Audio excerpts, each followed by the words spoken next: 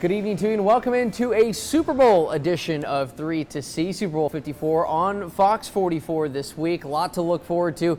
Louisiana Crab Shack, a great place to come watch that game. We're going to be watching it, so I'm going to ask you, what are you looking for in this game? What's the key to this game? Well, I believe that the key is going to come down to quarterback play, just because both defenses have proven that they can show up, when they need to. And the Chiefs, they ended up stopping Derrick Henry, and the 49ers. I mean, they're the #1 overall total defense right now and #1 run defense. So it's definitely going to come down who can execute, I believe, at the quarterback.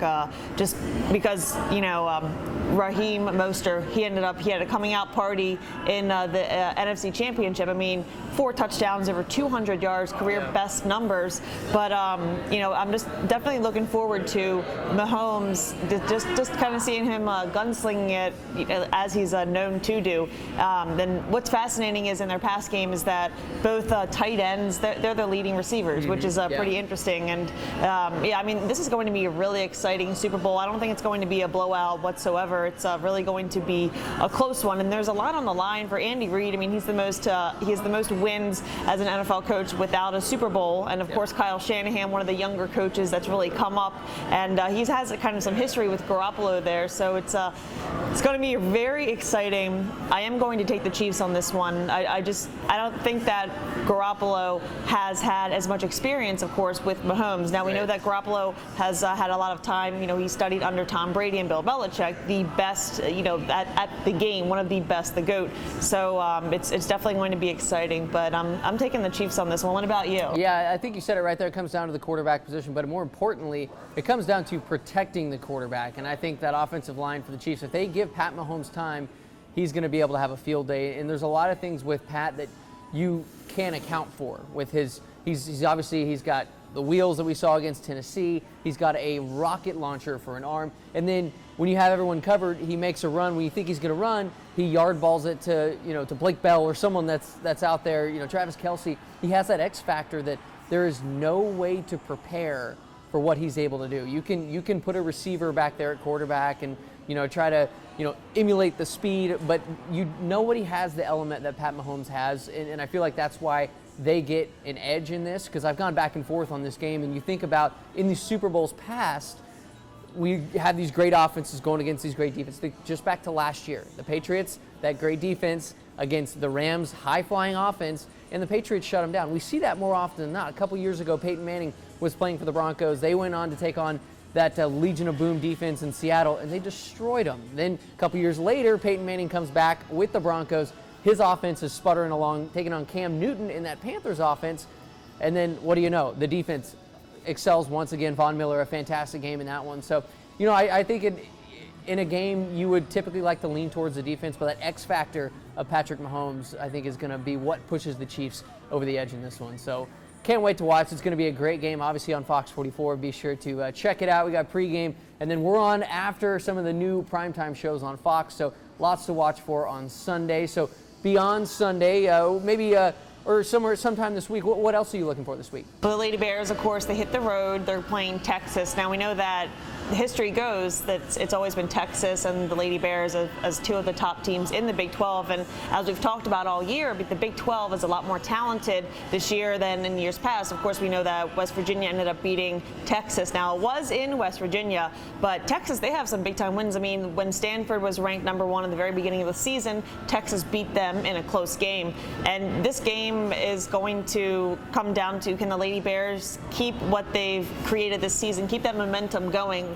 They've had success without Melissa Smith, of course. That it's taken a little bit of time. Queen Egbo getting solid minutes and definitely coming through on the boards, and of course having Lauren Cox back in the mix of things. She's not yet. She said the other day she's not yet back to 100%, but having her presence there has of course done a lot for the Lady Bears. And I am going to take the Lady Bears on this one. They're just so talented. They are so talented this year, and traditionally, I mean, they've played well against Texas, and so looking forward to that one. Yeah, I think when they're healthy, there's no one in this conference that can touch the Lady Bears. I mean, they go into these games, and entering the game against Iowa State on Tuesday night, their average margin of victory in Big 12 play was 27 points, and that was with 2 single-digit games against Texas Tech and TCU the last week. So there's no one that can touch this team. I think Texas has been struggling so long to keep up with Baylor, and I don't know if Karen Aston is the answer at Texas, but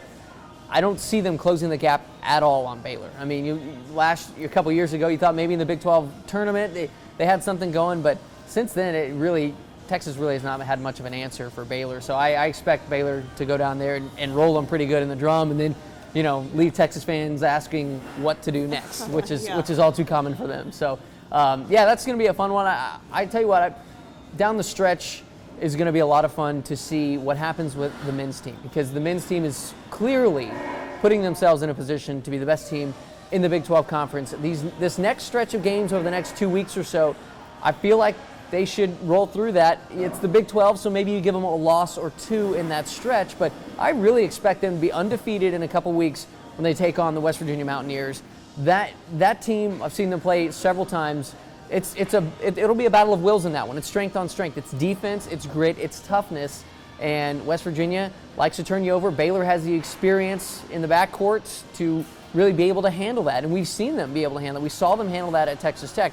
That's something that Tech likes to do. It's something West Virginia like to do. So I don't see a potential trip up for Baylor until they do get to that game against West Virginia in a couple weeks. And boy, I tell you what, these, in my opinion, obviously Kansas is up there, but if it's, I feel like it's Baylor, Kansas, and West Virginia are the top three teams in the league. So seeing the chaos and the grit against West Virginia, because it's a team that Baylor's going to wait a little longer to see. They finished up with Iowa State in the conference rotation. They have not seen West Virginia yet. So that'll change in a couple weeks. But boy, I am really looking forward to just seeing not a lot of points, probably a slugfest, but a black and blue battle between the two of them for sure. Yeah, that would be very exciting. It's exciting to see Baylor's men's and women's team both have success. I mean, they both have been successful over the past few years, but I mean, the men's team, they've been such a dominating force this season. Yeah, and Scott Drew's been here for so long, and they've been looking for that year. Is this the year? Is this the year they take that next step? Is this the year they get to that Final Four? Certainly, using the formula that Texas Tech did last year to get there, and I think that Baylor certainly has the horses to be able to do that again this year. So that's my second game. So he's a little ways away, but definitely one that I've got my eye on. What else you got your eye on this week? For sure. Well, of course, we know it's springtime is right around the corner, and Baylor softball, they have their first game. It's against Auburn, and it's in Clearwater, Florida. Beautiful place to play, and I'm really looking forward to this one because last year was an obvious off year for Baylor's softball team. Yeah, I mean, they got bit with the injury bug. It was terrible. Yeah, Coach Moore joked about wanting to go skydiving without a parachute last year. That tells you how bad it was. Oh yeah, and I mean, they finished with a conference record of 2-11, and that's not who Baylor softball is. But with Gia Rodoni, you lose your ace pitcher, and then the domino effect kind of happens. However, looking at the positive of last season, a lot of young players got some quality experience, and mostly on the mound. So the fact that a lot of those freshmen and sophomores last year, they got all that experience in that college level of play, that's only going to benefit them this year, having Gia back, and of course having other pitching staff members to back them up. And the last time Auburn and Baylor played was in 2004. Baylor won 2-0, and I am going to take Baylor on this one. Just the fact that team, they are playing, they want to prove that last year really was an off year because it was, and only posting two conference wins, and I think they're going to try and get the season started right off on the right foot for sure. Yeah, absolutely. I think Coach Moore has a great sense of humor about it. Obviously, we talked to him before the season, and we asked him about being picked fifth in the conference because they're normally second behind Oklahoma. But a down year last year, you would expect them to take a step back. And after finishing seventh in the league last year, he said, "Hey, we're moving up." So that's good news for us. We just got to keep building on that. So yeah, I think they'll bounce back this year, and it'll be a lot of fun. I think right across the sidewalk, another fun season in store for Coach Rodriguez and the Baylor baseball team. I mean, they have a lot of questions to answer going forward with that team when you lose 2 first-round picks in Shea Langoliers and Davis Wenzel. Again, you talked about the injuries for Baylor paying dividends this year for Baylor softball. Baylor baseball kind of had the same thing because, Lofton was injured for a time last year, Wenzel was injured for a time last year, and Langoliers was injured for a time last year. So you're not just totally jumping in cold turkey trying to replace those guys. You have a little experience. I think they have some quality depth on the mound, and some of those younger guys maybe step up in the back end of that bullpen. You've lost Montemayor and you've lost Kyle Hill in 2 years in a row. Those are 2 outstanding All-American caliber players. So how do you replace those guys? They did a great job last year moving Kyle Hill to that spot over Troy Montemayor. And then now they're going to have to replace Kyle Hill. So I think they do have the horses to do it. I'm looking forward to that opener on February 14th, Valentine's Day against Nebraska. An old Big 12 rivalry. You know, I grew up in the heyday of Big 12 college baseball when it was Texas, when it was Nebraska, Baylor, all battling, you know, in the Big 12 year in and year out. So just seeing the two uniforms, unless Nebraska brings those god-awful ones they brought last year with the big N and the O on the uniform. I can't even, I've tried to erase them from my memory. They are disgusting. But hopefully they bring, you know, the classic threads, and it's just fun to see those two programs go against each other. And what really is a pretty good non-conference slate for the Bears, because they've got this, and then in a couple weeks they go to Minute Maid Park.